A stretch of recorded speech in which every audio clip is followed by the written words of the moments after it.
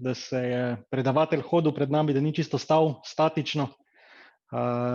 Zato, ker tudi mi se počasi moramo na nek način navaditi na novo realnost. Ne samo, ko je bilo prej učenci, ampak tudi profesori na nek način. Ne?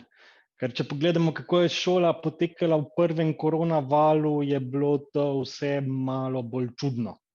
Zdaj pa upamo, da so se tudi učitelji pa šole v tem času že modernizirali, pa bo to potekalo na malo boljši način. Ne? Zdaj, Katja je verjetno pustila najboljše za na konec, ne, bi lahko rekli. Oziroma, varnost prije vedno na zadnje mesto. Varnost prije vedno na zadnje mesto, to vidimo v večini primerov, tokrat sicer nismo zadnji, smo celo predzadnji. In tako, da pač malo pohvale Katje. Zdaj, MSP, mala in srednja velika podjetja in varnost v novi realnosti. Najprej bom malo povedal o meni. To ne skače naprej. Okay. Najprej bom malo povedal o meni. Sem Gregor Spanjolo, sem lastnik in direktor podjetja SSRD. Zdaj, kaj v podjetju delamo? Podjetje je v glavnem razvojno podjetje. Ukvarjamo se z razvojem in varnostjo. Zdaj, mi smo precej specifično podjetje, zaradi tega, ker delamo največ čisto custom-made rešitve za stranke, ki želijo nekaj drugače kot ostali, ki ne morejo pobrati nekih WordPressov, Magentov in tako naprej. Zdaj, če še malo povem nekaj o meni, jaz sem v osnovi maker in breaker. Zakaj? Zakaj jaz pravim, da sem maker in breaker? Zakaj? Zato, ker najprej, če želimo vedeti, kako stvari delujejo interno, znotraj, moramo stvar sestaviti. Zdaj, če hiše ne znamo zgraditi, ja, saj na nek način jo bomo znali podreti, ampak ne bomo vedeli, kako je na najlažji način podreti. Ker vedeli bomo, lahko se jo podere, ampak bomo lahko rabili dosti več efforta, truda, da bomo neko stvar podrli, razdrli. Zato sem jaz najprej razvijam aplikacije, uživam v razvoju aplikacij, potem pa na koncu še v bistvu nek sadomazo, bi lahko rekli, na nek način razbijem te aplikacije in jih poskušam njih vdreti. Kaj sem bil? Bil sem full stack developer, od frontenda do backenda, razvijanja aplikacij, razvijanja zalednih sistemov. Nekaj časa sem se ukvarjal tudi s sistemsko integracijo in tako naprej. Kaj sem zdaj? Jaz pravim 10x developer. To je relativno nova stvar, ki je zelo popularna zadnje čase. In sicer to je, da nisi samo developer, ki zdaš frontend pa backend, ampak znaš še vse ostalo. Znaš sistemsko integracijo, znaš Kubernetes in tako naprej. Zdaj, kaj tudi pomeni 10x developer? To pomeni, da delaš za 10 razvijalcev. Ne samo za enega, ampak ti si vreden 10 razvijalcev. To je malo v hecu, malo zares, ampak ja, neka določena podjetja, ki ne vejo, s čim se ukvarjajo, ki ne vejo, kaj je njihov cilj, zdaj delajo razpise za 10x developerja. No, zdaj, če se vrnemo malo k naši glavni temi. Kaj so razlogi in kaj motivira hekerja? Zdaj, če bi imeli to navadno predavanje, bi lahko malo se pogovorili zdaj, ampak če malo razmislimo, kaj je tisto glavni razlog, ki najbolj motivira hekerja? Zdaj, glavni razlogi so v bistvu trije. Kot pri vseh je prvi izmed razlogov finančni. Zakaj finančni? Zato, da lahko zaslužijo svoje delo. Zdaj, hekerji tudi na nek način morajo živeti, si morajo plačati račune in tako naprej. Drugi vrste hekerjev in motiv so socialno-družbeni. Zdaj, tukaj pri socialno-družbenih hekerjih je to razni anonimusi, razni Greenpeace in tako naprej. To ni več razlog za hekanje finančna korist, ampak tukaj je korist predvsem to, da mi bomo nekaj naredili, nekaj pokazali, ali naj si to bo vladi, ali naj si bo to neki določeni organizaciji, da smo proti njim, da to, kar oni delajo, mi se z njimi ne strinjamo. In to so večinoma popoldanski hekerji, tako rečeno, ker full-time job imajo nekaj drugega, ukvarjajo se z nekim drugo stvarjo, popoldne pa, ko pridejo domov, pa probajo potem pohekati oziroma pač delati tisto, kar ni v njihovem prepričanju, da bi moglo biti prav. Zdaj, tretji hekerji so še pa politični hekerji. Zdaj, tile politični hekerji so v bistvu najbolj nevarni. Zakaj? Zato, ker to so financirani strani vlad. Kot vemo, vlade v osnovi nimajo omejitev za budžet. Zdaj, koliko delate v nekem podjetju, vedno boste bili, povejte mi, koliko denarja je. Zakaj? Zato, ker moramo mi ta denar zaslužiti. V primeru vlad pa se gre to, ok, mi želimo tisto državo pohekati, ni važno, koliko denarja, bolj kot ne bomo za to porabili. Važno, da dosežemo naš cilj. Zdaj, če gremo kar na hitro naprej, ne? Kaj bi mislili? Kdaj se napadi dogajajo? Napadi se dogajajo stalno. Napadi se dogajajo ta trenutek. Zdaj, če si na hitro kar lahko pogledamo, da dam sem. Zdaj, to je mapa aktivnih napadov, ki se trenutno dogajajo. To ni nekaj, kar se bo dogajalo čez pol ure, čez 1 uro, to je trenutno. Zato hekerji nikoli ne spijo. Naj si bo zdaj, ali je dan v Rusiji, ali je dan na Kitajskem, ali je dan kje drugje, hekerji vedno pač delajo. Zdaj, tle je ena mapca od Kasperskija, ki kaže, kako so države napadene oziroma kdo države napada. Zdaj, če si samo Slovenijo pogledamo, ker vedno rečemo, ja, sej Slovenija je neka država, ki je izolirana, ki ni zanimiva za hekerje. Če pogledamo svetovno gledano, trenutno je Slovenija na 80. mestu po količini napadov, ki se dogaja globalno, kar ni tako nizko, če si na ta način pogledamo, ne? Teh map je dosti več, jaz sem pokazal samo eno, toliko, da res vidimo to, kako se napadi dogajajo skozi in da Slovenija ni nek otok sredi interneta, ki ni napaden. Zdaj, če se pogledamo na nivoju Evropske unije, kaj je bilo najbolj 5 pogostih cyber security groženj, ki se pojavijo. Prva najbolj pogosta cyber security grožnja se seveda pojavi v škodljivi programski opremi. Zdaj, kako pride ta škodljiva programska oprema? 92% škodljive programske opreme pride preko e-mailov. Še vedno največ škodljive programske opreme se širi preko e-mailov. Zdaj, kaj pride v teh e-mailih? Zdaj, v teh e-mailih lahko pridejo razni kriptovirusi, lahko pridejo razni mining virusi in tako naprej. Zdaj, mining virusi se največkrat pojavljajo na raznih serverjih. Zakaj na serverjih oziroma strežnikih? Zato, ker tam imajo zelo velike računalniške moči. Na nekem stacionarcu ni take velike računalniške moči, medtem ko na serverju pa je. Zdaj, drugi najbolj pogosti napadi so na spletu. Kaj to pomeni? To je razni phishingi, razni kraja kreditnih kartic in tako naprej. Zdaj, tretja vrsta napada so napadi pri spletnih aplikacijah. Kaj pomeni napadi spletnih aplikacij? Napadi spletnih aplikacij pomeni to, da v bistvu aplikacija, ki smo mi razvili, naše podjetje razvilo, pa je dalo na splet, ima neko določeno ranljivost. 51% aplikacij trenutno v Evropski uniji ima SQL injection. SQL injection je stvar, ki je znana od leta 1991. Pa developerji še vedno delajo te napake, da pustijo možnost za SQL injection. Potem imamo četrto najbolj pogosto stvar, je phishing. To, kako phishing pride, to pride neka forma na spletni strani, kjer vpišemo naše podatke in potem napadalec dobi naše uporabniško ime in geslo. Zdaj, peta, zadnja, pa so DDoS napadi. Zdaj, DDoS napadi so relativno malo znani v Sloveniji. Zakaj? Zato, ker v Sloveniji vseeno nimamo tako velikih spletnih trgovin. Nimamo tako velikih spletnih strani, nimamo tako veliko število uporabnikov. Na nivoju Evrope pa se to zelo pogosto dogaja. Zdaj, če si pogledamo 5 najbolj pogostih cyber security problemov, ki se dogajajo znotraj Evropske unije, kaj lahko vidimo? Lahko vidimo, da trije problemi izhajajo iz razvoja spletnih aplikacij. Zakaj?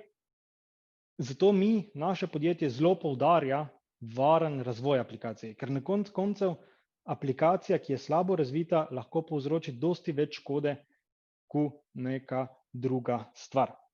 In s tem, ko je aplikacija slabo razvita, ne samo, da lahko podjetje na to vpliva, vpliva tudi na naš celoten brand.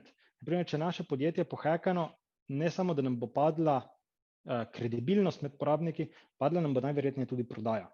In to lahko privede tudi do tega, da podjetje zapremo.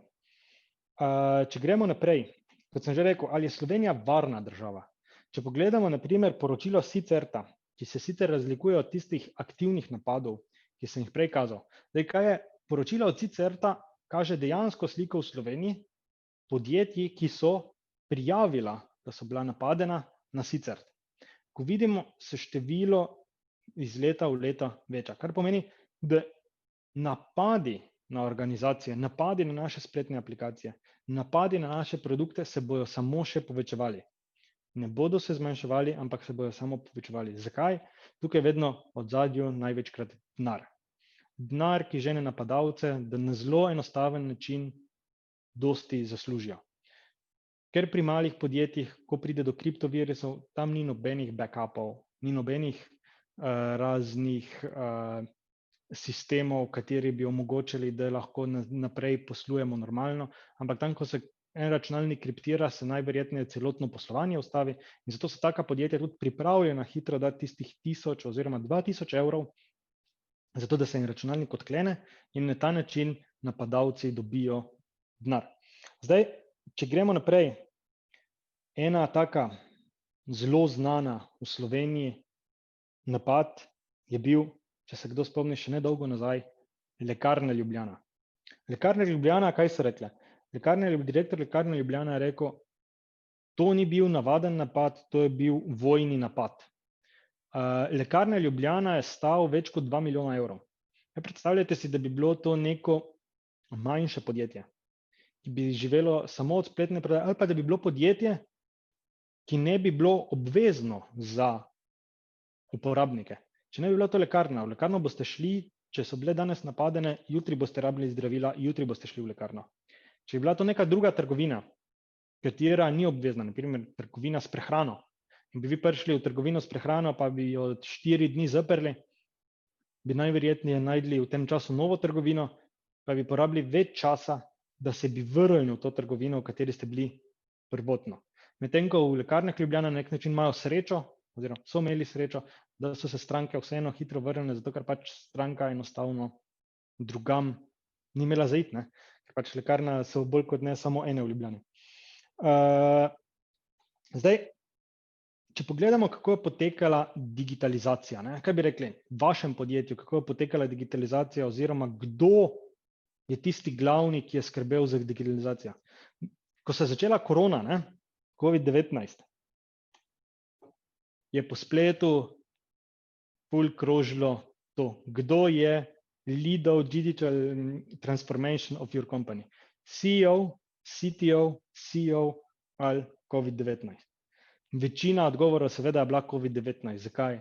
Zato, ker vse podjetja so govorila, so imela v planu, se bomo digitalizirali, bomo to naredili, bomo omogočili delo od doma, ampak nobeden se realno ni spravil v to v nek tak način, da bi lahko z danes na jutri šli na delo od doma. Razen IT podjetja, tista so bila bolj kot ne že navajena na delo od doma. Tista so imela infrastrukturo, tista so imela stvari za delo od doma, ostali pa so bolj kot ne capljali od zadaj. Zdaj, če gremo naprej, kako je digitalizacija potekala v Sloveniji, ker je prišel COVID-19. Kaj je prvo bilo? Nimamo zagotovljenih zmožnosti za delo od doma, naj si bo to naši zaposleni, nimajo računalnikov doma, naši zaposleni nimajo dostopa do raznih portalov. Kaj je bil še problem? Naši zaposleni nimajo na razpolago podatkov za delo od doma. Zakaj? Zato, ker v določenih podjetjih so imeli lokalno neke postavitve serverjev manjših, ki je bil, naj si bo to nek share and disk, do katerega so vsi dostopali in so bili tam vsi podatki in potem so vsi skupaj dostopali do teh podatkov. Kaj se je zgodilo? Delo od doma, teh podatkov niso vsi skupaj imeli dostopa, zato ker je bilo pač to v nekem drugem omrežju. Zdaj, Potem se je počasi tlo vse normaliziralo, VPN-je so si postavili in tako naprej, ali pa prišli v delo v oblaku, da so dali te podatke in se je nekako vzpostavila ta nova realnost za delo od doma. Ampak, kaj smo vse tukaj pozabili? Nazaj, varnost. Pozabili smo na varnost. Primarno smo želeli zagotoviti zato, da bomo lahko sploh delali, zato, da bo lahko naše podjetje sploh poslovalo. Zadnja stvar, na katero smo pa razmišljali, je bila v tem primeru varnost. Zdaj, če se malo pogledamo hekerje, hekerji po eni strani tudi niso tako slabi ljudje. Zdaj, kaj je bilo na začetku COVID-19 in hekerji? Kaj so rekli hekerji? Hekerji so rekli, ne bomo napadali v času COVID-19, v času pandemije, ne bomo napadali bolnišnic. Vse bomo vzdržali in bolnišnic ne bomo napadali. Ja, tudi bolnišnice in zdravstvene ustanove so zelo velik vektor napada za hekerje. Ampak oni so nekako vzeli to skupaj, ne bomo njih napadali, se bomo pač drugam osredotočili. Zdaj, eno tako zelo dobro vprašanje, ali lahko napad povzroči smrt? Zdaj, to je zelo dobro vprašanje, zakaj? Zato, ker do pred kratkega ni bilo nobenega uradnega podatka, da lahko napad povzroči smrt. Zakaj? Vse bolnice, ki so bile napadene, naj si bo to s kriptovirusi, naj si bo to z ransomware, so na nek način to pometli pod preprogo. Zdaj, par dni nazaj, 21. septembra, pa je bila prva bolnišnica v Nemčiji, ki je rekla, slušajte, zdaj se nam pa to zgodilo, da je dejansko prvi pacient umrl zaradi kibernetskega napada. Predtem si nobena bolnišnica tega ni priznala. Najverjetneje se že prej dogajalo, zdaj pa je bilo prvič tako javno to objavljeno. Kaj je sledilo? Rekli smo, da hekerji v času pandemije niso napadali podjetja.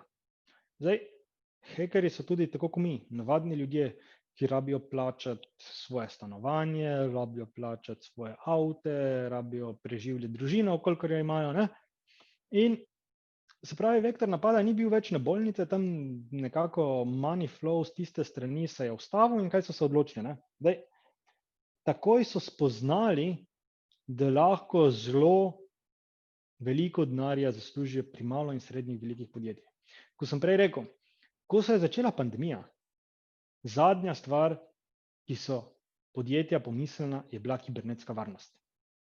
Najprej so podjetja poskrbela, da lahko izvajajo delo od doma, da lahko zagotovijo vitalne funkcije podjetja. Saj na nek način se podjetje, je to čisto logično. Kaj se boš ti prvo spustil? V tisto, kar ti prinaša denar. V tisto, kar boš lahko ti na koncu meseca dal zaposlenim plače. Zdaj, če tukaj na hitro timeline pogledamo. 2. maja 800% increase se je povečalo report za cyber kriminal. In tukaj vidimo, to je zelo veliko povečanje, ampak tukaj, kar so številke, so samo za mala in srednja velika podjetja. To niso za neka večja podjetja, ker večja podjetja ponavadi imajo poskrbljeno cyber security. Tle želim pokazati samo, da so mala in srednja velika podjetja postala zelo velika tarča kibernetskega kriminala. Zakaj? Zato, ker so zelo enostavna za napad, pa niso poskrbela dosti za kibernetsko varnost. Zakaj? Tako sem rekel, kibernetsko varnost so dala na zadnji korak oziroma so pozabila. Zdaj, če si na hitro pogledamo DIH in pač njihovo strategijo. Zelo smo veseli, da je DIH tudi uvrstil voucherje za kibernetsko varnost. Zdaj, voucherja za kibernetsko varnost sta dva. En je za sistemski varnostni pregled, drugi je za penetracijsko testiranje. Mi se bomo na hitro dotaknili obeh voucherjev, da si bomo pogledali, kaj zajema kateri voucher, pa kaj zajema drugi voucher. Zdaj, če se ustavimo pri sistemskem varnostnem pregledu. Sistemski varnostni pregled je namenjen pregledu sistema oziroma organizacije. To je napad na neko določeno organizacijo. To ni napad na neko aplikacijo, ampak na organizacijo. Tukaj preverimo, ali ima organizacija pravilno nastavljene maile, ali se da, če pošljemo organizaciji phishing zaposlenim, če bojo padli na ta phishing in bojo opisali svoje uporabniška imena in gesla, ali imajo svojo infrastrukturo dobro zaščiteno, ali lahko zelo enostavno pridemo v njihovo infrastrukturo. Ta del je sistemski varnostni pregled. Potem pa gremo na penetracijsko testiranje. Penetracijsko testiranje je različno od sistemskega varnostnega pregleda. Glavna razlika je v tem, da se tukaj testira aplikacijo. Ne testira se organizacijo, ampak testira se aplikacijo. Zakaj to zelo poudarjam? Zato, ker je bilo zelo veliko problemov s tem, kaj je penetracijsko testiranje, kaj je sistemski varnostni pregled. Pri penetracijskem testiranju se pa, kot sem rekel, testira aplikacijo. Ne testira se samega podjetja, ampak aplikacijo, ki jo je podjetje razvilo. Zdaj, aplikacijo, ki je podjetje razvilo, se smatra aplikacija, naj si bo to Android, naj si bo to desktop, lahko je tudi spletna aplikacija. Ne more biti pa aplikacija WordPress spletna stran. Zakaj? Zato, ker če damo WordPress spletno stran kot aplikacijo, ki jo bomo pregledali, to bolj spada pod sistemski varnostni pregled. Ker pri WordPress spletni strani ne delamo mi veliko lastnega razvoja. Pri WordPress spletni strani jo postavimo in to podstavitev moramo samo zaščititi. Ne delamo lastnega razvoja WordPress spletne strani, da bi jo lahko dali v penetracijski test. Vkolikor pa razvijemo novo funkcionalnost WordPressa, naprimer razvijamo nov plugin za WordPress, ki komunicira z bazo, ki upravlja neke stvari, ki dela neke procese. Tistikrat pa lahko damo ta plugin na penetracijski test. Isto velja za Magento ali pa kakšno drugo spletno trgovino.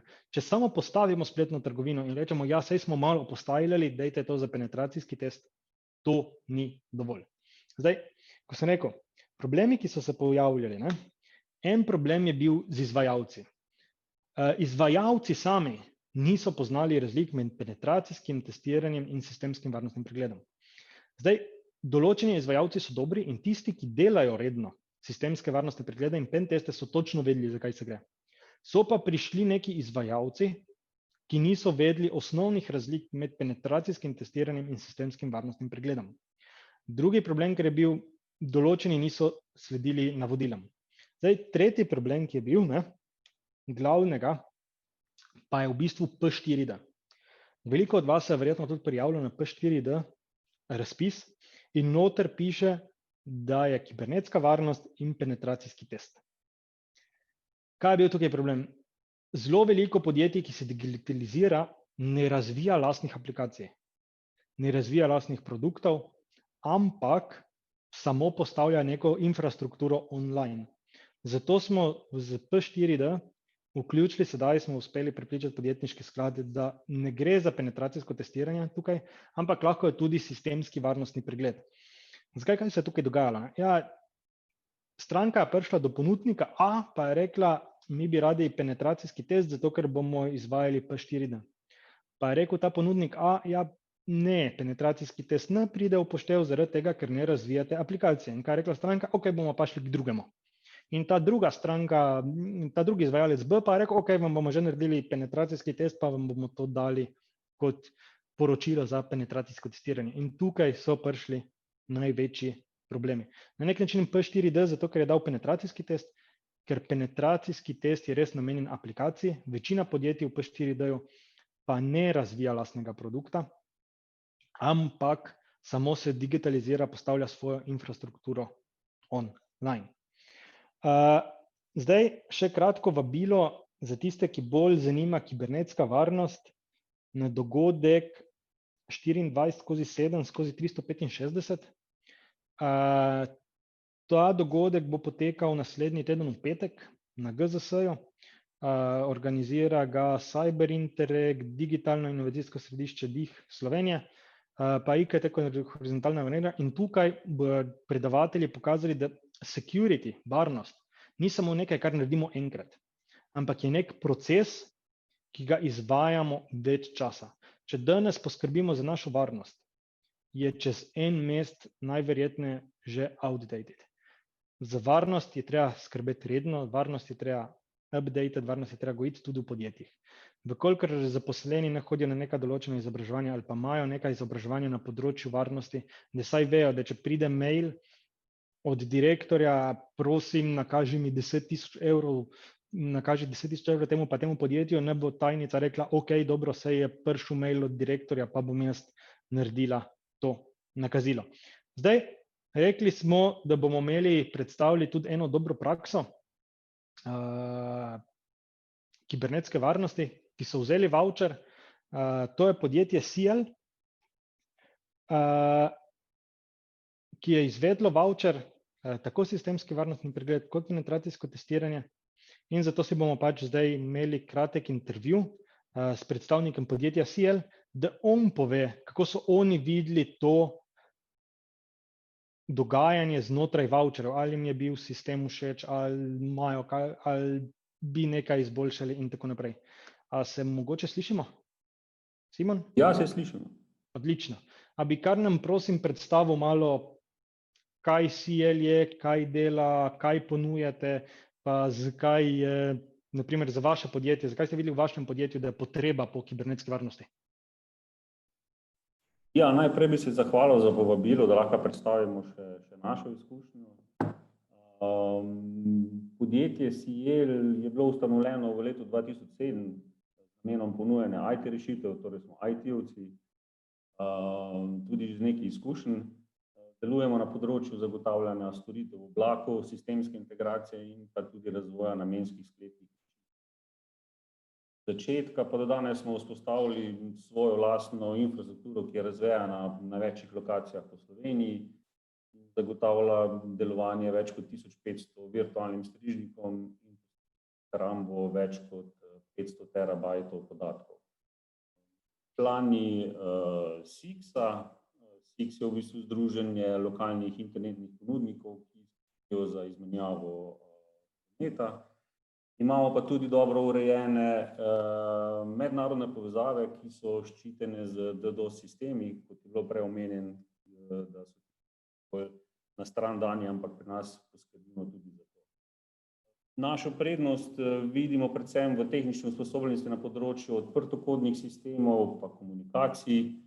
Veliko izkušenj imamo z vzpostavitvijo visoko razpoložljivih in visoko performančnih sistemov, ki bazirajo na Linuxu, na odprtokodnih podatkovnih bazah, infrastrukturo za spletne trgovine in pa druge rešitve, ki so bazirane na odprti kodi in pa vsekakor tudi vzdrževanje takih sistemov.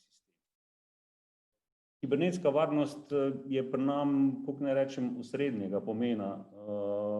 Če si ponudnik oblačnih rešitev, moraš imeti dober renome, tako banka. Torej, imamo stalno skrb za svoje sisteme, ki skrbijo za delovanje informacijskih sistemov pred strani.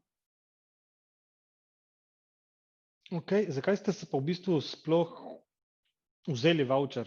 To vam je dalo nek spin-off ali vam je to P4D naročil ali kako ste pač prišli v to? Ja, kot sem že omenil, smo ponudnik rešitev v oblaku, smo pa tudi nosilec certifikata ISO 27001. In že zaradi teh dveh razlogov smo zavezani k stalni skrbi informacijske varnosti. Vsekakor se pa zavedamo svoje odgovornosti, ker nam dajejo naše stranke svoje IT sisteme v izvajanje in pa tudi hrambo svojih podatkov. Zato imamo mi interne procese in pa tudi tehnične rešitve, ki stalno skrbijo za spremljanje delovanja naših sistemov in pa tudi za varno delovanje in dostope naših strank do svojih programov voucherjev za kibernetsko varnost, pa smo se odločili, da bi poleg naših internih procesov izvedli tudi neodvisni zunanji pregled. Tako da v bistvu ta spodbuda, če lahko rečem, strani države nam je omogočila, da smo skrb in zavedanje za kibernetsko varnost, ki je že bila na visokem nivoju, si upam trditi, dvignili še na višji nivo in se pri tem tudi marsikaj naučili. Odlično, se pravi, vam je dejansko voucher pomagal k temu, da ste se za to odločili. Odlično. Zdaj pa, se pravi, izkušnjo s pen testi niste še prej nekaj imeli, se pravi, ste to prvič izvajali, ko sem zastopil? Ja, pen testi, da bi bili izvedeni v tem smislu, kot je bilo zdaj skozi ta voucher, še nismo izvajali. Smo se prej srečevali z njimi, ker smo tudi, kot sem prej omenil, tudi sistemski integrator je bilo izvajano nad sistemi, katere smo mi vzdrževali. Tako da nekaj znanja oziroma nekaj izkušenj smo vsekakor že imeli. Sami tudi seveda uporabljamo orodja za preverjanje varnosti informacijskih okolij, kot tudi za varnost naših sistemov. Vsekakor se nam je pa zdelo, da je tukaj pomembno, da izvede se neodvisen zunanji pregled, nekdo, ki nima vpogleda v operativno izvajanje in pa nadgradnjo samih sistemov, kar pomeni, da ni obremenjen z dizajnom, z sami povezavami, ampak v bistvu pogleda od zunaj, kako je ta sistem varen kot celota. Kar je nam bilo všeč, da ti izvajalci imajo sistematiziran pristop k izvajanju pregledov in pa širok nabor znanj pa izkušenj. Tukaj mislim, da je zelo dobrodošel seznam strani Dih Slovenija, ki ima seznam kompetentnih izvajalcev, ki lahko pridejo zelo v pomoč sploh podjetjem, ki niso v IT vodah. Ok, odlično. Z rezultati ste potem zadovoljni, pričakovali boljše, slabše? Ja, tukaj se bom malo pohvalil. Rezultat pregleda je bil v našem zelo vzpodbuden, saj ni bilo zaznanih večjih ranljivosti. Seveda je pa po inicialnem pregledu bil nam predstavljeno poročilo z ugotovitvami in skupaj s priporočili, kako odpraviti te pomanjkljivosti. Na nam je bilo, da smo implementirali te ukrepe, na kar se je izvedel ponovni pregled z namenom zadostnosti ukrepov, kot tudi preverjanja, ali se z ukrepi ni ustvarila kakšna nova pomanjkljivost. Na kar smo dobili končno poročilo, ki nam je dalo povratno informacijo, da so bili vsi ukrepi zadostni in implementirani v pravi smeri, saj ni bilo nobene nove nepravilnosti oziroma ranljivosti. Ok, odlično. Spravi, ja, ste šli skozi ta postopek verifikacije še potem, da je pač nekaj, kar ste popravili, ste tudi pravilno popravili, ne samo obkljukali, ja, sej to smo rešili. Da je to ključno, ja. Ja. Ok, kako ste pa z izvajalci bili zadovoljni? Rekli ste, da so bili v redu, bi še kaj pri izvajalcih oziroma poudarili oziroma rekli, da bi bilo treba paziti? Ja, kot sem že omenil, pri nas je bila skrb za kibernetsko varnost že stalnica. Vendar se nikoli ne da reči, da zdaj si pa naredil vse in se lahko vdahnemo. Področje varnosti zahteva stalen nadzor, predvsem tudi spremljanje novih prijemov pa tehnologij za preprečevanje nepooblaščenih dostopov. Tako da skozi proces zunanjega neodvisnega preverjanja smo še dodatno zvišali nivo varnosti, kar je vsekakor nam en od glavnih ciljev. Tako da bi vsekakor priporočil podjetjem in pa organizacijam, da se lotijo preverjanja ranljivosti na tak način, saj dobijo konkretna priporočila, na osnovi katerih se da izboljšati področje kibernetske varnosti. Torej podjetje dobi konkretne usmeritve, po katerih lahko izboljša varnost svojih informacij. Vsekakor smo se vam mi odločili, da bomo ohranili redno preverjanje varnosti naših sistemov, takšne neodvisne zunanje. Odlično, odlično. To je zelo lepo slišati, da tudi vi boste ostali v tem neodvisno zunanje preverjanje, neka stalnica, da ni to nekaj, kar ste zdaj naredili, boste pa pozabili. Zdaj na hitro še malo minutko, ampak bom malo podaljšala, bi vprašal, kaj bi spremenili oziroma kaj bi dodali pri voucherjih, mogoče imate vi kakšne izkušnje, ki bi izboljšali ali pa kaj takega? Ja, tukaj bi predvsem šel v smer, kar je bilo že povedano skozi celoten današnji dogodek, da digitalizacija poslovanja podjetij je že v veliki meri prisotna in pa ta trend se bo samo še nadaljeval. Da s takimi aktivnostmi, ko so ti voucherji, lahko država bistveno pomaga pri zavedanju pomena kibernetske varnosti, je že bilo povedano, da je večinoma pozabljena. Potrebno se je zavedati, da je za digitalne podatke potrebno skrbeti, da jih podjetje ne izgubi ali pa da niso dostopni nepooblaščenim osebam. Jaz sem se malo pozanimal in raziskave kažejo, da podjetja, katerih doleti izguba ključnih podatkov, prenehajo delovati v več kot 90% primerov. Kar pomeni, da če izgubiš podatke, zelo veliko pomeni, da podjetje kot takšno izgine. Zato bi predlagal, da se ta program voucherjev za kibernetsko varnost izvaja kontinuirano in ne samo v nekem časovno omejenem obdobju. Bi pa tu še enkrat podjetjem svetoval, da se lotijo področja kibernetske varnosti celovito, in to je v smislu implementacije tehničnih in organizacijskih ukrepov, predvsem pa ne pozabiti skrb za izobraževanje zaposlenih. Tu velikokrat pozabimo, da vsi nismo vešči dela z računalniki in da je pač treba ljudi naučiti, kako se varno uporabljajo računalniki in kako se varno dostopa do podatkov. Odlično, hvala. Zdaj najin cajt je potekel, ampak jaz bi še zaključil z besedami, vedno je najbolj pomembno izobraževanje zaposlenih. Tudi če mi damo še tako napredne firewall, še tako napredne antivirusne programe, če bo uporabnik 15-krat nekaj kliknil, da se strinjam, ali pa vnesel svoje uporabniško ime in gesto v neko formo, v katero ne bi smel, bo vse to padlo vodo. To bi bilo strani voucherjev pa kibernetske varnosti, to lahko predam besedo naprej. Če lahko jaz predam, ker to sicer izjemoma, ker nismo niti mislili imeti vprašanj, ampak tukaj imamo eno vprašanje zate, Gregor, te lahko vprašam? Ja, kar. Kako varne so internetne strani, ki so bazirane na storitvah v oblaku, kot je recimo Wix in podobni? Ja, zdaj tam te storitve so relativno varne. Kar je problem pri tem, je treba edino paziti, kakšne podatke shranjujemo tam.